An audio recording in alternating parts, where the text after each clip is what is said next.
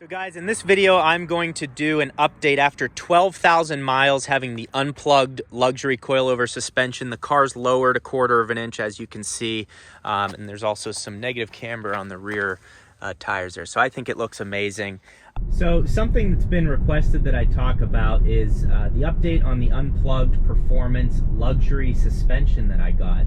So I have had this suspension for 12,385 miles. I got it installed at Unplugged Performance in Hawthorne, California, and it cost me $3,000 after installation. The suspension's $2,500.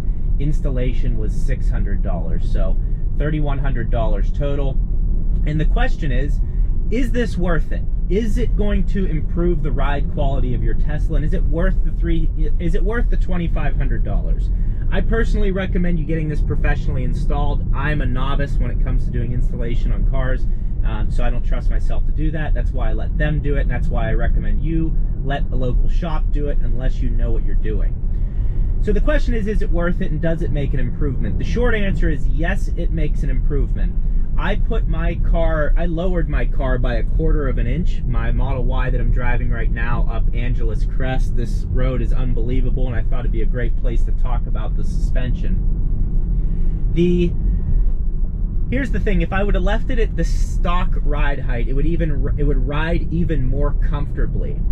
I lowered it a little bit just for looks on the car, and the rear wheels on the car have a little bit of negative camber to them. So instead of sitting like this, they lean in a little bit. It gives it an aggressive, sporty look. However, don't let the word luxury fool you with the luxury suspension, because it's still a performance suspension. It is still fun to drive on roads like this. And the difference between this suspension and the stock suspension is how it's damped.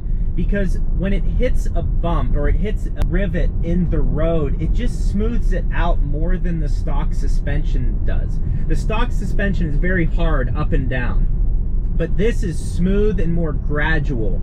To me, I think it's worth it. Now, are you gonna get in this car with a luxury suspension and say it feels as good as an Audi Q5 or a Mercedes-Benz GLC? Probably not. It's not that good, it's not that refined. But I'd say it's about 50% better. And then from there, it's up to you to decide, okay, now is this worth it for me to spend the $3,000 after installation on? That's up to you. I'm not gonna tell you, hey, you need to go spend $3 grand on your car you just paid $60,000 for, you know? It's not for everyone. And Teslas just ride stiffer. That's just a characteristic of the car. The Model X and the Model S do have air suspensions, so it's a different story for them. But the cheaper Model 3 and Model Y, which really aren't cheap, they just ride stiffer. It's a characteristic of the car, and that's why I recommend you test drive them before you buy them. But my God, is this fun to drive on a road like this. Like, I'm having fun driving an SUV up a mountain road right now, and I'm not even going that fast. I'm going 46, speed limit's 40. But yeah, this is just an amazing car to drive, and the suspension enhances the fun to drive characteristics of the car. You can also adjust this suspension to 32 different settings. I currently have it on a 5 out of 32, meaning it's very soft. 32 out of 32 would be very stiff for something like a track. I'm going to be taking this car to the track in about February-ish. So if you want to see that, make sure you're subscribed to the channel so you don't miss that action. I'm going to get it set up for the track with different brake pads and brake lines and anything else that you guys have taken your Model Y to the track.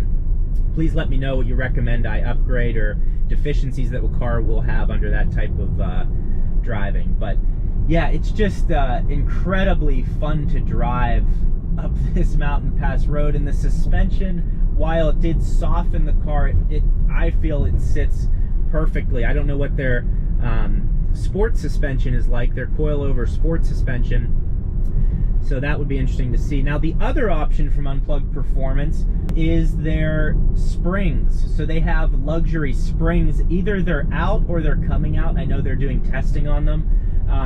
So that's a cheaper option. That's a much simpler option. It's not a full coilover suspension. It is just the springs that have different spring rates in them. Dual spring rate, I think it's called. So that's another much cheaper option, around the $400 mark that you could go after. And if you feel you still need more, then you can go to the luxury full coilover setup. So that would be my recommendation to you. If you're not sure, if you're just not familiar with it, if you feel your car rides too stiff, because, I mean, let's face it, if you want to have a electric vehicle that you can drive anywhere, kind of have to go with Tesla right now. I know you can get, the cars on this road is an E63S wagon from Mercedes. The cars on this road are insane. So yeah, you do have options if you feel the suspension is too stiff. I just wanted to make this update video. I do want to do a video where I change the settings on the suspension and talk about that. It's coming. I need to get a jack to be able to get access to the rear washer, because in the front you just take the plastic off and you have access to the washers. Currently at 3,000 feet elevation. So the front's very easy to access. You can just turn it and you can feel it click into the next setting. So that's very easy. But yeah, this is just unbelievable, these roads and how the car handles. Again, for an SUV like this, it's just funny how fun it can be to drive, just because the low center of gravity, the great steering. I have it in sport steering, so it's very heavy. And this car is just continues to impress me. It makes other cars feel silly that are gas powered, just because it's so fast, it handles well, and it uses its energy efficiently. But just got done driving the Mustang Mach-E GT Performance Pack, and that car is also something you should consider. Right out of the factory, the suspension is excellent on that thing, so no adjustments will need to be made there. The only downside of the Mach-E is the charging network's not as good. It's not as reliable, but it's gonna get there. So I like to be fair in my reviews. Some people say I'm biased.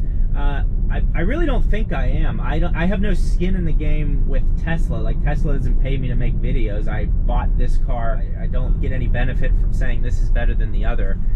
But I also buy cars that I personally feel are the best. If you don't feel they're the best, then make your own decision. But the Mustang Mach-E GT is right on its heels, and really the only difference, again, I think, is the charging network. That car is amazing.